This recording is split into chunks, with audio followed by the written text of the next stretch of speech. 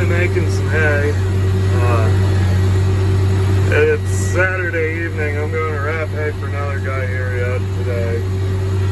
I was hoping to bale this on Sunday, and came home and it was wet. Decided I was going to rake it into double rows to help it start drying, and it helped it a little too much. Pretty happy with the moistures. It's going to jump back down. It's right jumping around. I'm going to average it. It's right around 40%, I'd say, in there. And it just keeps jumping. The moisture tester doesn't read much over 50. It seems like it just goes at 99.9. There's some green spots. But no, so I've been down for a little bit here. Let's see, we got it. 67 bales so far. You can see baled the field in towards the barn. These big balers, I swear, I don't know if they're all like that or what, but it seems like this thing, every time I start with it in the spring, until you get everything shined up, it just doesn't seem to want to knot the greatest. It was either that or I had to get my pressures set right. And then that's your pressure. So the middle two bars are my target force pressure, and then the three on each side, there's two arms on the plunger, and you can see the force. And there you can see my one side's a little higher. So depending on where my force is at, I just swerve the other way. Like there, my right side's a little lower. Now it's even. So it just keeps adjusting the pressure in the bale chamber to try and keep it at that target force. And then it's my job to try and keep the lines on each side about the same, or else it can't do its job. I was hoping to get some video of from the outside. I was gonna get my wife the video, but she went home to start getting the kids ready for bed and pack me a dinner for tonight. So the guy I'm going to wrap for tonight, he's been baling for a couple hours already. He has 60-some acres. He's got more hay than I got, I think. So I'm going to wrap for him tonight, and then I'll come home and I can start wrapping these in the morning. You really don't want these bales to sit much longer than 24 hours, is what they say. And I've let them go that long, or guys have let them go that long that I'm wrapping for. And it does not work a great state. You can see that bale's busted. I got to pull it apart. It blew an outside string, then when it came out, blew the other, so it's got two strings on it.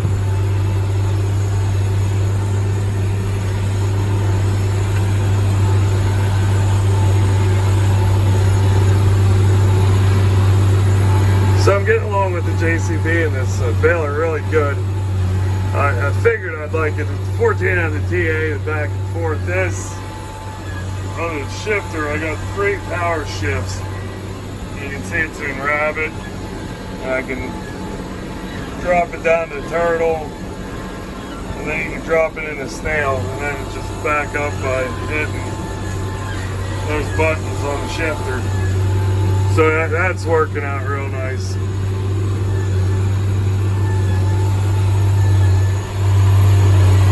So how I pick my speed that I want, which right now we're running 4 miles an hour. But so I put the video camera on. That seems to help the most. You watch that, you can see every time it plunges. You can see how, really watching that, I can kind of tell how big the flake actually is. But the monitor also has this. So it's lifts per minute, and that's 41. So that means my plunger's plunging 41 times a minute. and then lifts per bales at 32. So that means that every 32 plunges, I'm kicking out a bale. That's right about, I want that between 30 and 40 is what I'm aiming for. So that's how I pick what speed I want. These moisture buttons right here, those set the parameters for the that white dial. See if I zoom in on it. That's my chamber pressure. Right now it's sitting right about 500. But the way it works, in that high moisture range, it only lets it boost it up to 700 PSI, I believe. In the middle one here, it'll let it go to like 1700. And then when I'm doing dry hay, that one lets go to 2300 PSI.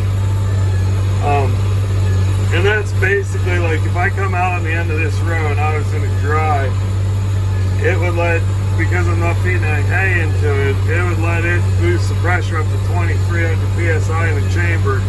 And when I go into the next row, it about stall this tractor out until it has time to adjust that pressure. So it just sets your top limit so it doesn't build pressure too high because you're not feeding hay into it.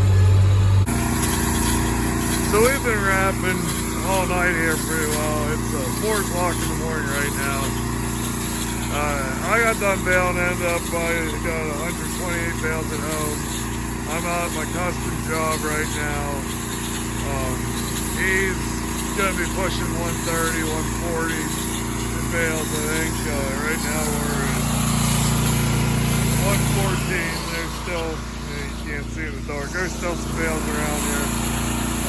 There's stacks of what we got wrapped so far. He's running a John Deere 100 baler, same as mine. I kind of talked him into it, or told him it's a decent baler, and he got one. He's been happy with it. So yeah, I'll show you how this wrap works a little bit while I'm running the skid loader. So what he has there is called a bale squeeze, and right now really he wouldn't need it. Just because that's what's on the skid loader he uses. And sometimes we'll have 2 skid loaders going at the same time.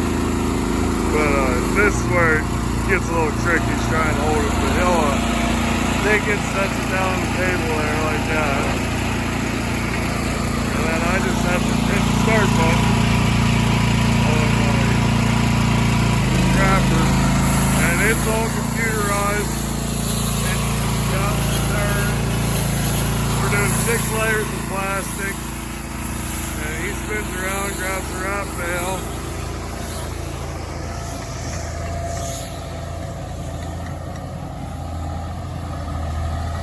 Then he can stack them like that.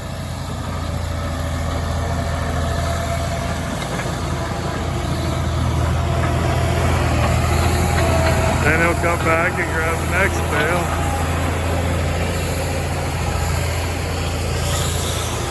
The wrapper will wrap about 40 an hour, so that means every minute and a half he's got to be ready, but he keeps right up with it. But it's just finishing up now.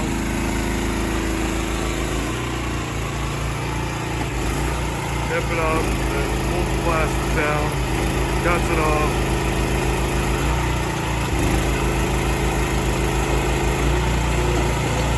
Bumps it.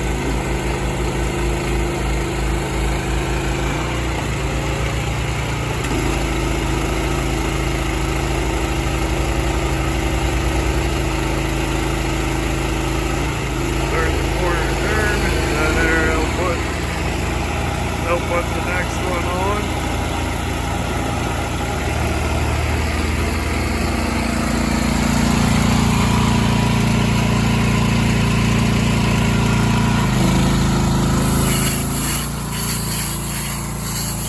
Film dispenser, it's very loud noise. It's roll plastic, and then it goes through these 2 little rolls.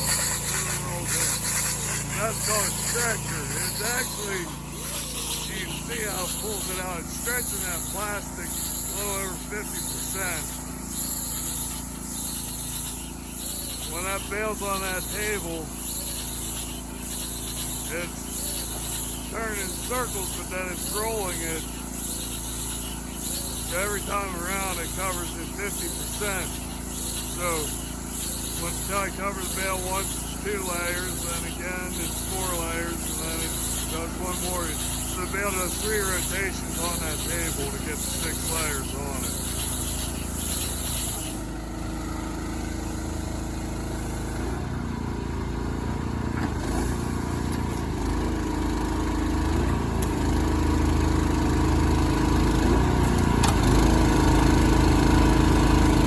I have a tire back there.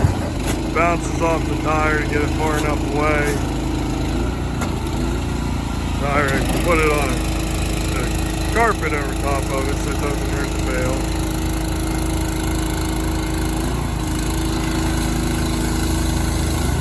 Then he's going to load the next one again. Just keep doing that all night long. So I just got home. The reason that got so late is he wasn't ready to wrap till about midnight. So Dad and I actually got started here about 9 o'clock. I guess it was later than that, but we got 40 bales wrapped here before he was ready for me to go up to wrap. So we got the back end of the far field and then some of these closer bales to where we wrap, but we got the field down there, full bales, and then bales all through here. So I'm gonna go milk now, and then we'll get at this after milking. So we're almost finished up here with our stuff. We got like 6 more bales. Dad's finally in here helping me. Whenever we're working at it, we just he loads wagons and I unload and wrap in here. But now that he's out of the field, he can load the wrapper and I just unload.